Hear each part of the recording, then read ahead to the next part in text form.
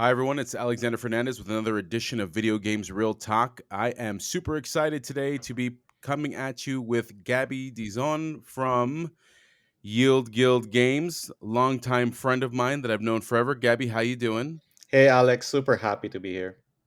Oh, dude, I am so excited that you're here, man. I mean, honestly, like you're OG, you're OG video game developer, you're OG crypto, and now you're OG.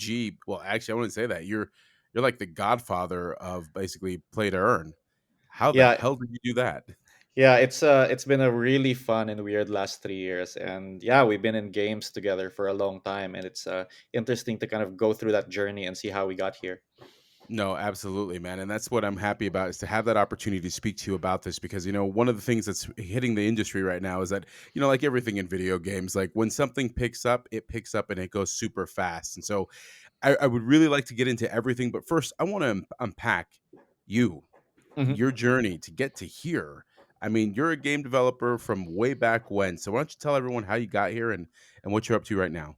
Yeah, sure. So I actually entered the game industry back in 2003. So I joined the team that was making the first game out of the Philippines back then. And yeah, it was a PC game, RPG. There weren't a lot of materials on the internet back then, as there were now. And we kind of just really figured out how to make a game as we went along. And those were really fun times, all the way up to kind of burning the master on a CD, boxing it ourselves. Like that was how we started in 2003. And fast forward to 2014, I started a mobile game studio called Altitude Games. Two of my co-founders were actually from the same team that I worked with back a decade ago. And yeah, we started making free-to-play games for Android, iOS phones. And it was during this time that we were making these games, and free to play is a very hard business. And we started taking a look at blockchain in actually 2017. Heard about Ethereum and the concept of smart contracts or programmable money, and it was a very interesting concept back then. Bitcoin had come out several years before, but the main use case in the Philippines then was remittances. And I wasn't really a fintech guy. I'm a game developer. So it wasn't until we started playing with smart contracts that I got really interested in blockchain technology. And while we were playing around with this in late 2017, CryptoKitties came out and popularized the non fungible token, or an asset that lives in the blockchain, which is like a public, immutable database that lives outside of the game itself. So, yeah, this is really a radical idea at that time, and I was really blown away that the item could basically live separately from the game itself. And yeah, I've just been really kind of deep in the NFT rabbit hole since. So let me ask you something. What is the one thing that struck you when you got into this entire crypto NFT gaming space that was so different from the traditional video game space? Yeah, so I think there was just a real a culture around, let's experiment on something that is completely new. The where free to play was at that time had been kind of reducing itself to a formula of, like what is the right theme and gameplay so that you can get a certain type of retention. Everything was being reduced down to a formula, and it felt like the blockchain space itself and NFT was completely wide open in a way that people haven't seen until maybe the early iPhone days, when people were trying to figure out how to do app development. Yeah, yeah. And yeah, and it was really just great where it's a white space where people could play around, experiment with different things. There's such a lot of promise, and even now, as things are starting to take off in the blockchain and play to earn space, I think there's still a lot of room to discover new things. So, Gabby, your journey as a game developer, like you said, you started back in '06, and you're in the Philippines and you're looking around. Help us understand something here because, when we talk about the excitement and the energy of blockchain gaming, NFT gaming, and really the fact that it's open ended and there's no one controlling it. That's a far cry from what it was in '06 in video games, and let alone even what the video games industry is right now. Why do you think there's such freedom for the developer? There's freedom for everyone. It seems like everyone can make money. Is that just a function because it's new, or is it people don't understand it? I mean, how are you seeing that?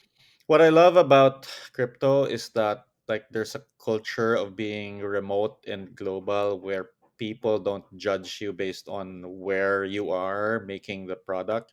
Like this is a struggle for mine, starting in the game industry from the Philippines, where there's really this perception that if you're making games from the Philippines, then you can't make product, you can't make IP, you can make assets, you can be an outsourced developer, but Mm, you're not the guy actually thinking of what to do. You're the guy executing on that. And I really fucking hated that.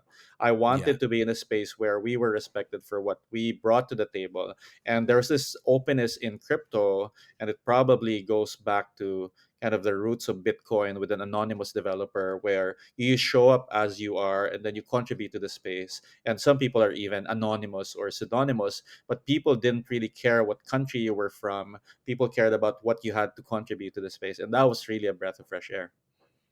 I mean, that's so incredible, and I really want to talk about what you're saying right there because honestly, the kind of neo-colonialism, imperialism, video game slavery, the way I look at basically, which was exploitation of emerging markets for the sake of very few, I mean, that really ran through the heart of Asia, LATAM, really wherever basically developers and publishers could go. And it was a shame because honestly, it became a race to the bottom perpetrated by a few that basically realized that if they could basically push people and push their prices to the bottom, they would just effectively exploit passion economics. And I know that there's a difference in terms of passion economics, but passion economics in the video games industry is your passion, someone else's economic benefit, while you basically get the short end of the stick. And unfortunately, basically, the video games industry, that seemed to be par and course for the past 20 years, where publishers and developers would go around to the far flung regions of the universe, or in this case, all over the world, and try to find people who were just so happy to work on games that there was like, hey, kid, here's a nickel. Why don't you make me something? And what you just described, that feeling of basically being judged based on where you lived, not what you could do, I mean, you're not the only one. I saw that all over the place. Hell, when we were in Amsterdam, we used to see that all the time. People were like, "Oh, you're in Holland." This is before people realized that the Netherlands were basically producing great games, but Uh-huh. even that was happening. And what I love to hear about what you just said is that crypto, blockchain, they don't seem to have those same ignorant ways of thinking because of the roots. Now, let me ask you something. You're in a place where basically you have a tremendous amount of people and a tremendous amount of energy. Why is the Philippines so into basically blockchain, crypto? What are those dynamics? Why is that happening?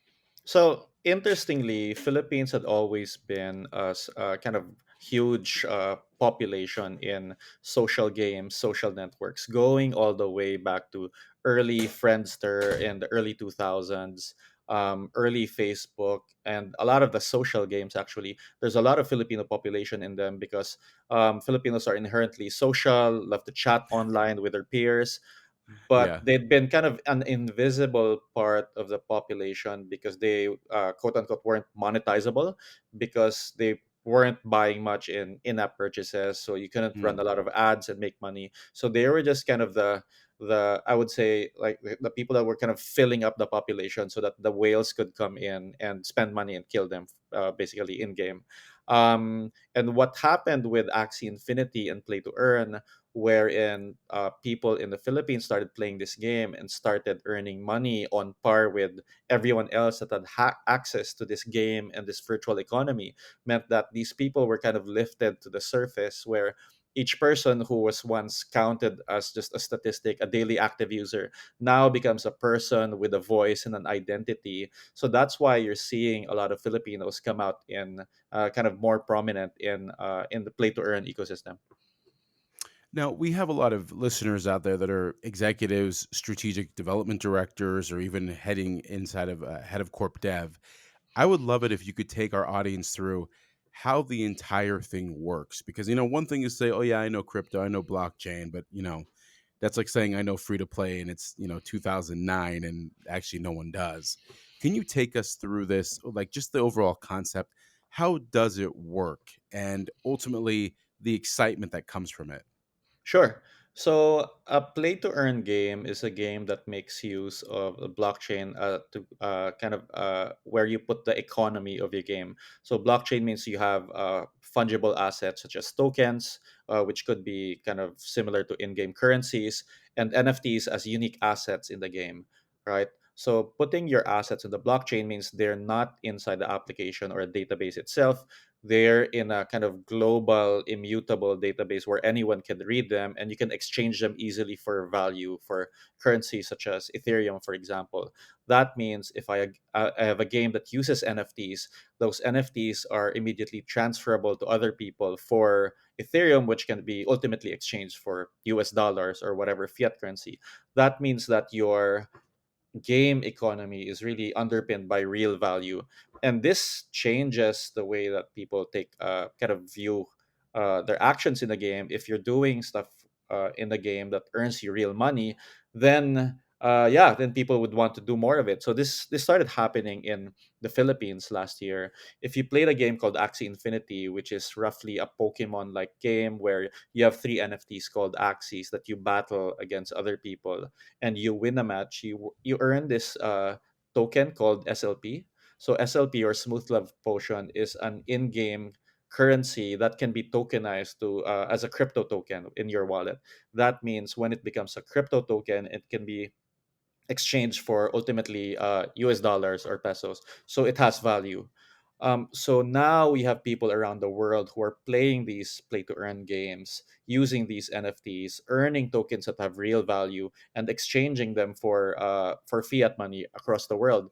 And yeah, this is what play to earn looks like. And now more and more games are following the lead of Axie Infinity to develop their economies around blockchain and play to earn. So help us understand this. So effectively, SLP, the Smooth Love Potion, is an in-game currency that Yeah. then basically has itself pegged to the AXS token, or is that separate from effectively its own, like it's priced its own way? How does that work? Just so people understand around what those two things are. Sure. So, what gives the SLP token value is that there's a utility to it inside the game. You need a SLP token as a cost to breed new axes. So, there's a type of player in the game called a breeder that breeds axes and sells them to other players. The big difference to play to earn is that the developer themselves rarely sell anything to the player base. It's the players that create the assets of value inside the game and then sell them to other players, right? So now you're giving your players the opportunity to create stuff inside the game and earn an income from it. So I need SLP tokens to as a cost to breed new axes if I want to either use those axes to play the game or to sell them to other people. So now there are people like who are breeders who are buying SLP. So there's just kind of a free floating exchange rate where people are buying SLP from people who are producing them.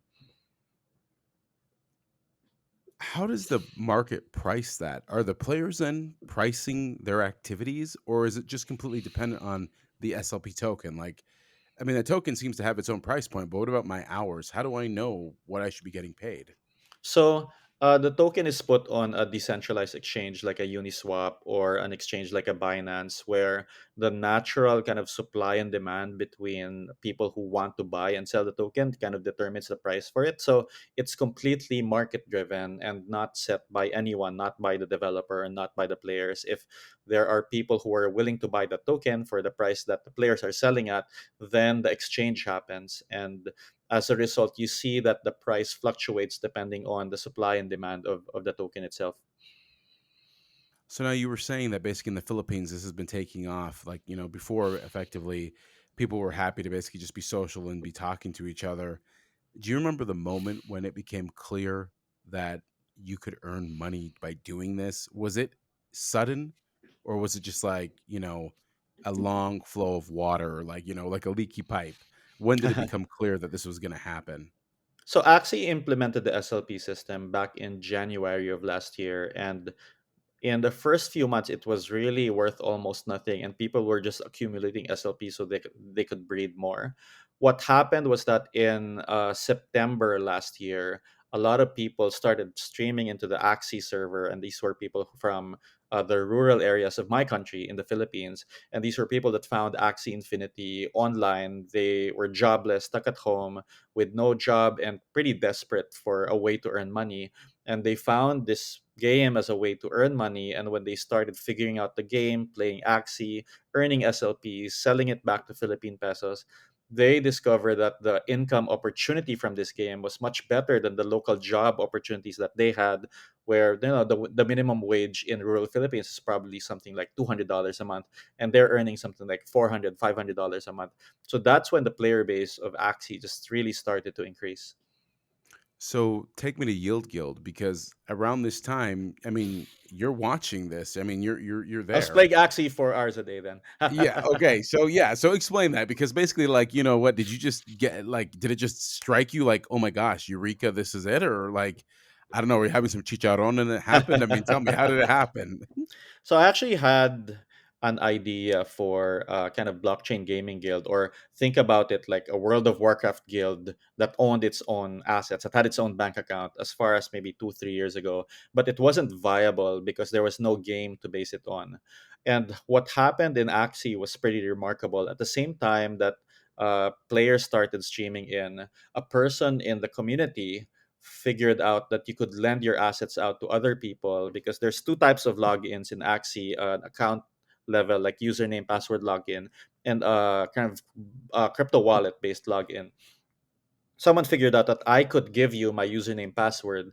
You could access my account with the Axies, play with them, but you couldn't run away with the assets that were in that wallet, because I didn't give you the wallet access. So that's how the lending, or what it's called, the scholarship system, was born. We started scaling this idea that we could amass a lot of Axies, breed them, and then lend them out to people who were willing to play and wanted to earn money but didn't have the money to buy these Axis up front. I mean, Axis now, a good team probably costs something like $1,000, and a lot of people wanted to make money but didn't have $1,000 up front. So that's where the idea for Yield Guild came in.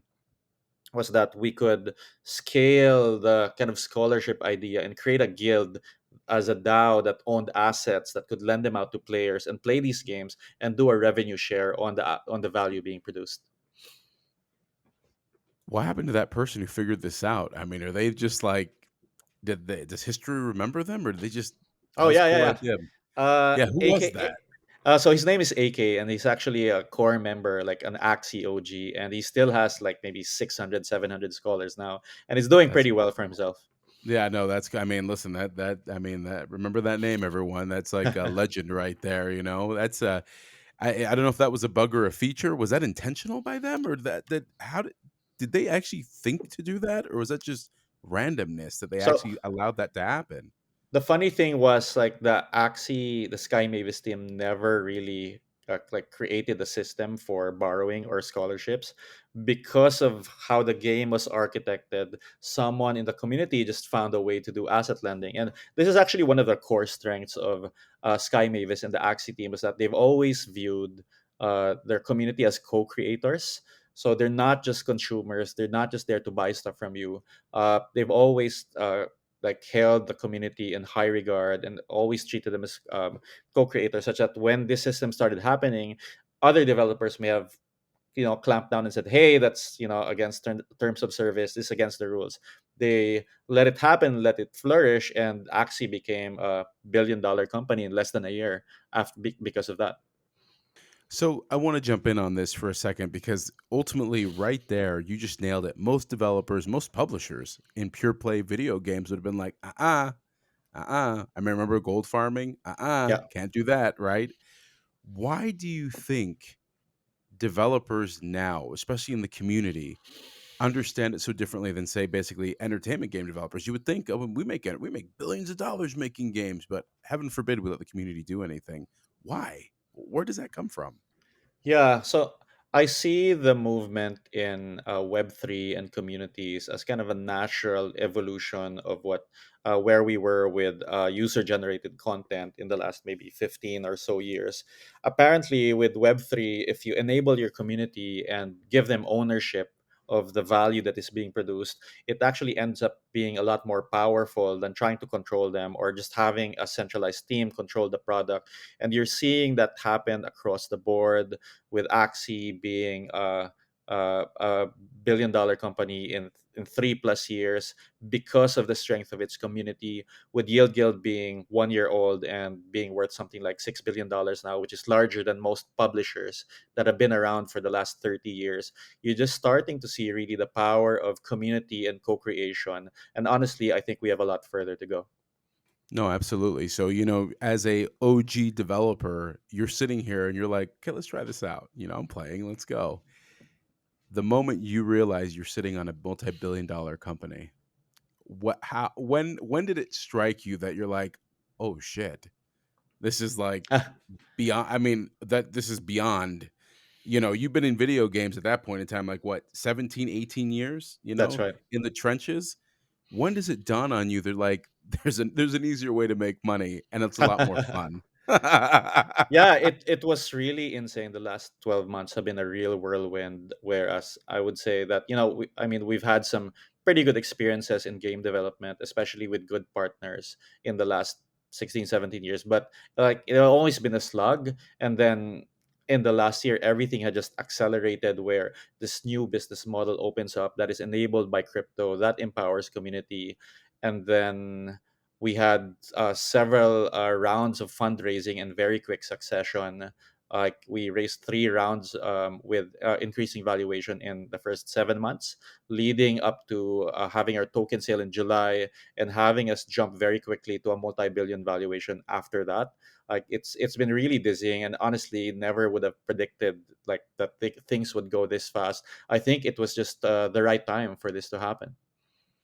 And the thing is, Gabby, it's like, you and I we've spoken a lot offline, and when you talk about the rural person, the individual who basically gets to get more in a month playing a game than backbreaking work.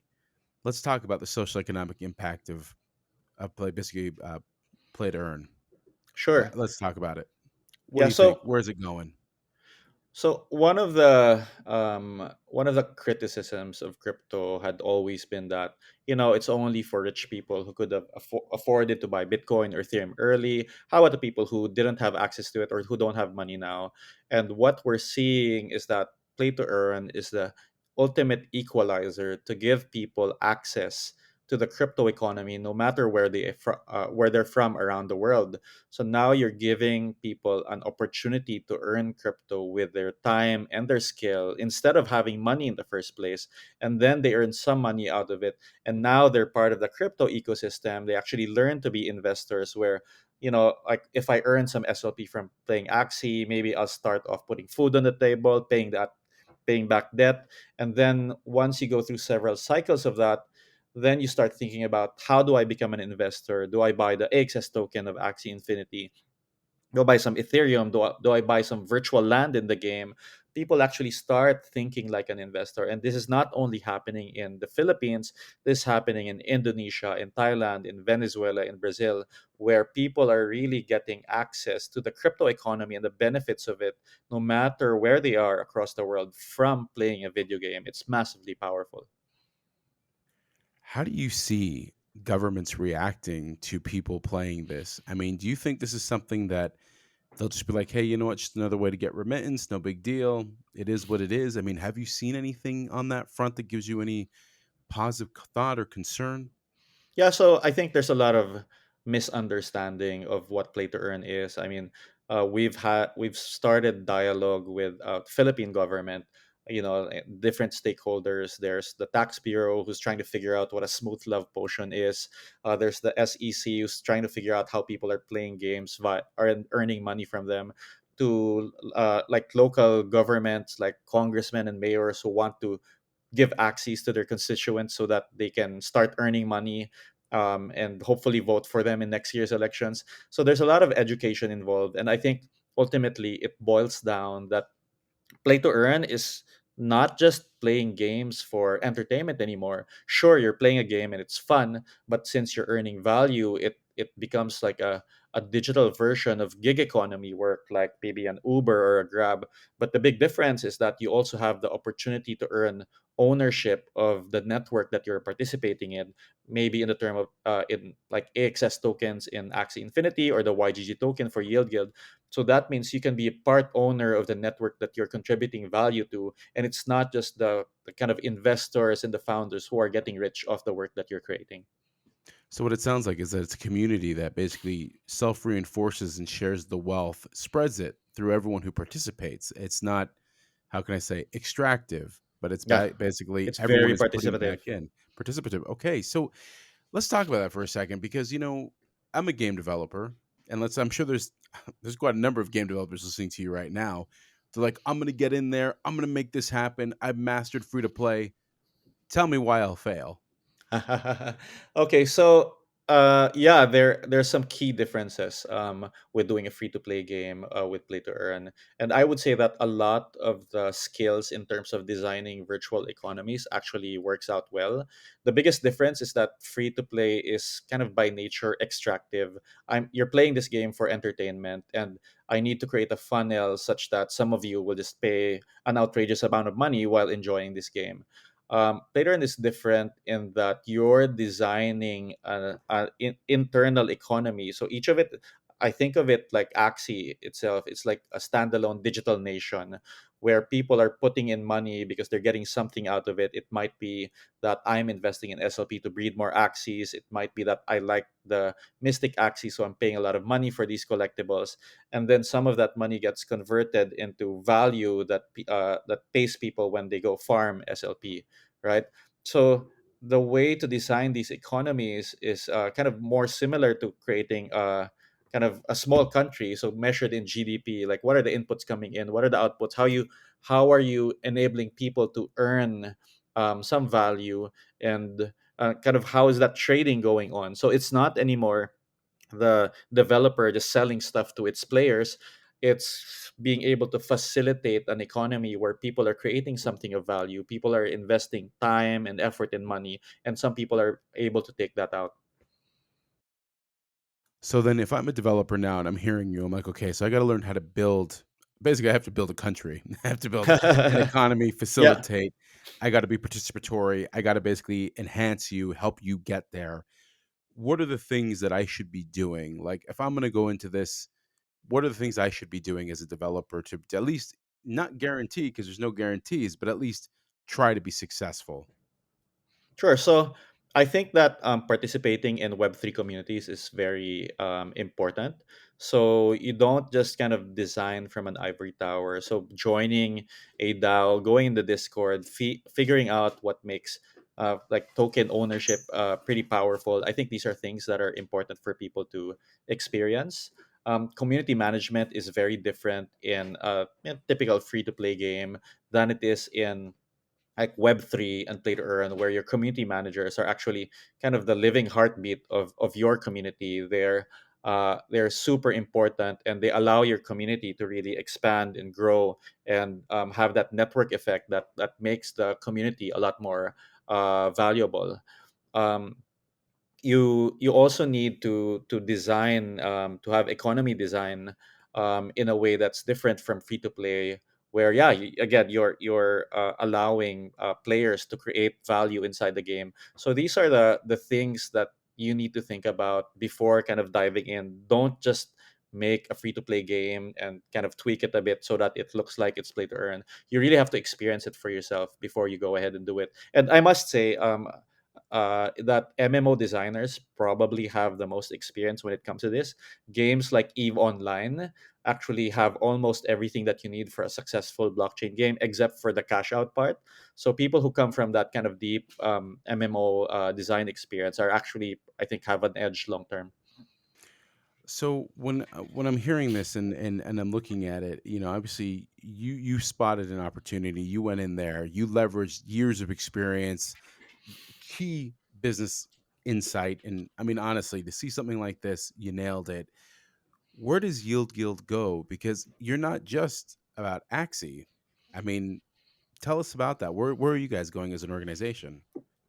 Yeah, so For Yale Guild, we want to be the community that onboards the next billion people into Web3 and crypto via play to earn. So that means that we're setting up communities across the world, across Southeast Asia, India, Latin America, and other places to have communities that can recruit people and play games like Axie.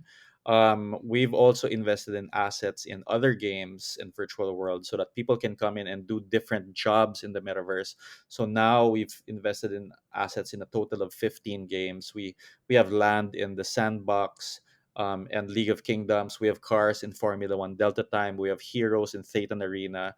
So we want to like enable people to do whatever they want to do within these games and virtual worlds, and kind of be the conduit for people to enter the economic opportunities in the metaverse. You keep talking about Web3, and obviously we've heard Web3 is also known as the metaverse. How real is the metaverse to you? Is this real or is this just some fancy thing? What's your take? Okay, so the way I think about metaverse is I'm really invested in making the open metaverse a reality. And when I say that, the open metaverse is this kind of kind of o- shared online economic reality where people can do different things and get paid and have value and ownership in them. I'm not as focused on, for example, is it going to be in VR or AR? Is it going to be through a mobile device? It's really more of what is this shared reality that we're going through where we can have real assets online and be able to share them with each others. It might be in the form of NFTs. You might experience them through a kind of social layer, like Twitter or Discord, or maybe new versions of that. You may be able to interact with them in a play to earn game. You may be able to experience them in VR, but ultimately you have your kind of economic backbone online and natively digital, and it's something that you can share with communities across the world. So, with where do you see play to earn going? So What's the future? I see play to earn as the future of work and the future of the game industry. I mean, not every game needs to be play to earn. I can just enjoy a time waster or just have a good narrative experience. But for games that have an economy aspect to it, it just wouldn't make sense for you to pour hours and hours into a game and not be able to get any value out of it.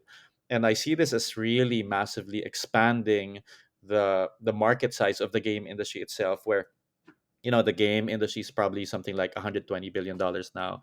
But what if these games and virtual worlds are where people now do work? What if you can do the equivalent of going to the bank inside the game? What if you can do the equivalent of like crafting, being a real estate salesman, being a content creator, all of these happening in virtual worlds?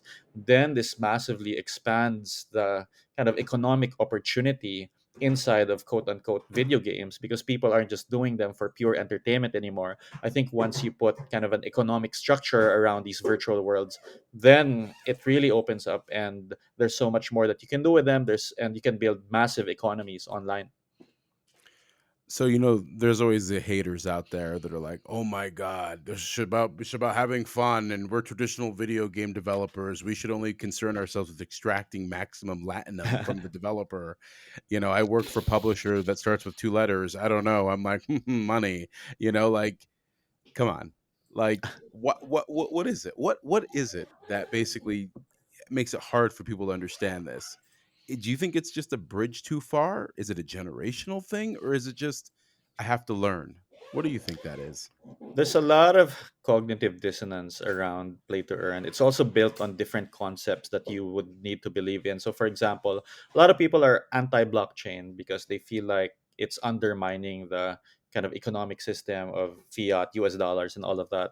And then on top of that, you have the concept of NFTs, which are these unique assets that live on the blockchain. And then you're putting them inside video games, and then you're using them to earn money. So it's actually a lot of kind of concepts rolled into one.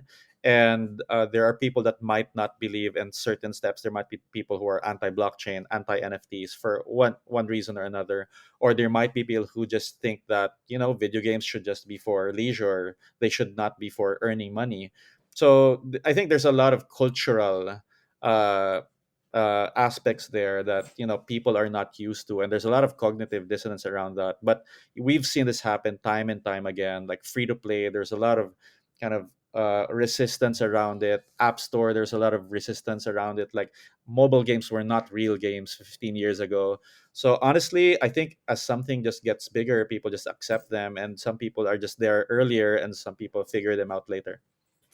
So you're going to bring on the next billion people, and these billion people are going to come and play and earn an income through the tools and through your platform. What is your hope for the next billion gamers and professionals that come in? Because they're coming from emerging markets, Latin America, Southeast Asia, Africa. What do you think that's going to do for video games and play to earn?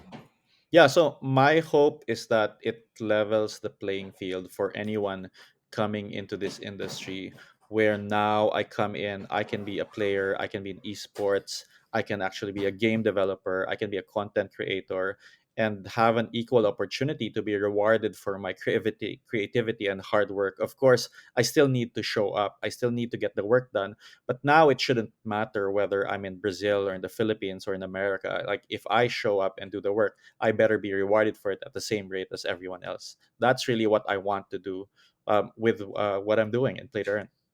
No, so you're absolutely leveling the playing field. So this race to the bottom, or this basically exploitive capital, you're really saying here it doesn't matter where you live, it doesn't matter who you are. Honest work, honest pay. That's just it. And that honestly was the promise of globalization at one point. Raise the living standards up. It just so happens that it's happening through video games. I mean, that's a trip in Yeah, itself. yeah, it's absolutely amazing that like video games have been really good at designing these virtual economies for people to get lost in for hours and hours, and now we realize that we have the power to coordinate incentives and help people get paid and gamify the world of work and finance itself, because now you have a structure which is blockchain and cryptocurrency that allows for real world value to happen, these incentivization. So now I think actually video game designers will be some of the most important people in the planet, because they can coordinate the incentives of how people can get paid. That is actually a very good statement. And that is something that we're also seeing in Web3 and just metaverse in general. Design, community building, niche communities, the understanding of human behavior and incentive is the most powerful things in the world now actually being monetized. Let me ask you something. In the world of tokens and tokenomics and DAOs, do you think there'll be DAOs for everything, or is this going to only primarily be gaming related, or do you think this will spread to other aspects of life? So I think of a DAO as a digital version of a company. The corporation itself has existed for maybe a few hundred years, and that was a radical breakthrough back then, when you created limited liability to corporations for yeah, for people who could put in money and not have liability beyond what was put in. And the DAO just goes beyond that and has a natively digital way to kind of confer and transfer ownership to people around the world at instant speed. So I think this will really change the way that work is organized around people, and there will be millions and billions of DAOs depending on what people want to do. In the same way that there are millions and millions of corporations. That's pretty bold, man. So let me ask you something. For all the kids out there that are listening to this, I'm sure there's kids out there that are hearing them being like, wow, Gabby, you changed my life. I want to be like you. What should they do? Like, what would you tell the kids that want to follow you? What should they be doing? Where should they start? So I always say this: you should lead with your curiosity and follow what is fun for you. Don't try to go for, what is going to make me the most money.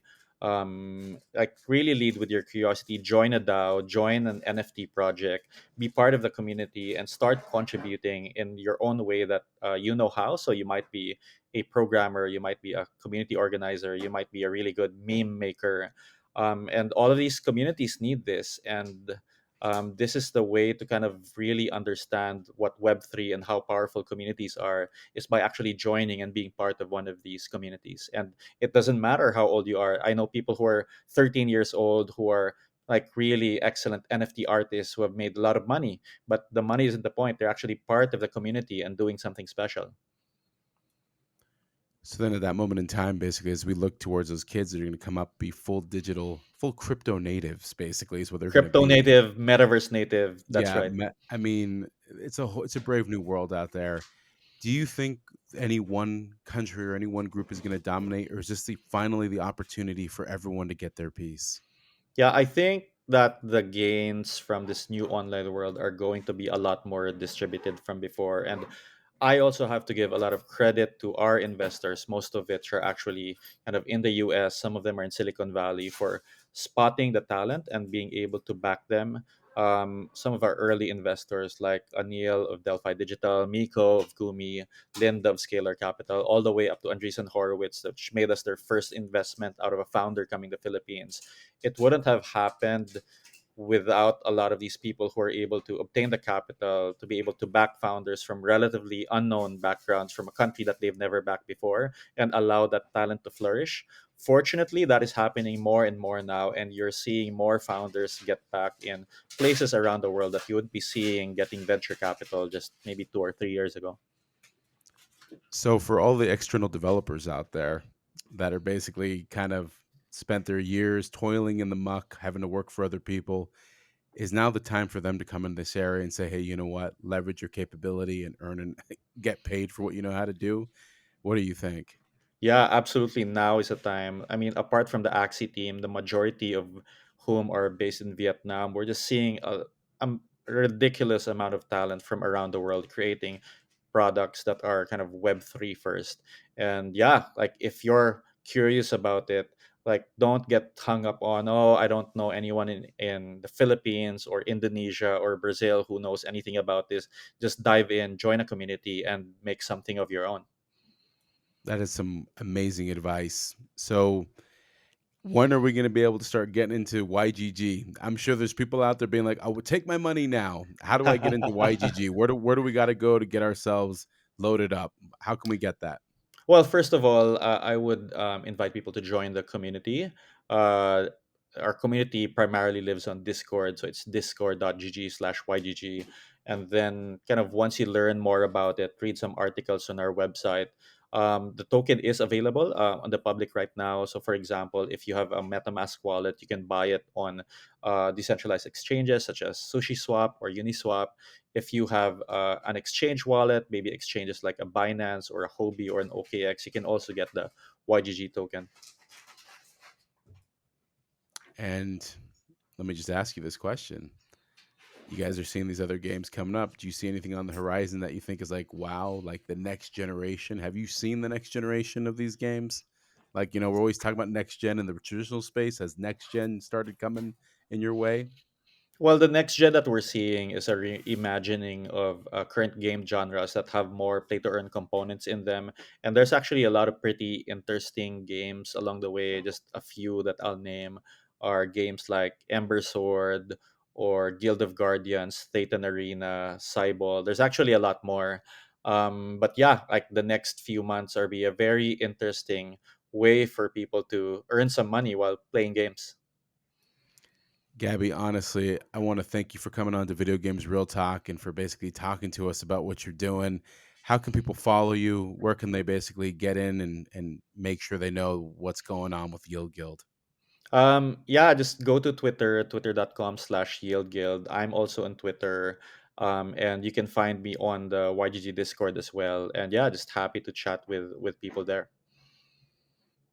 Thank you so much for your time. We're definitely going to have you back on here to help us understand the world of crypto gaming, NFTs. And you know what? As always, be an OG, staying true to yourself and true to the industry. We really thank you for that and sharing with our community. Uh, any last words, anything you'd like to impart on us for the community out there?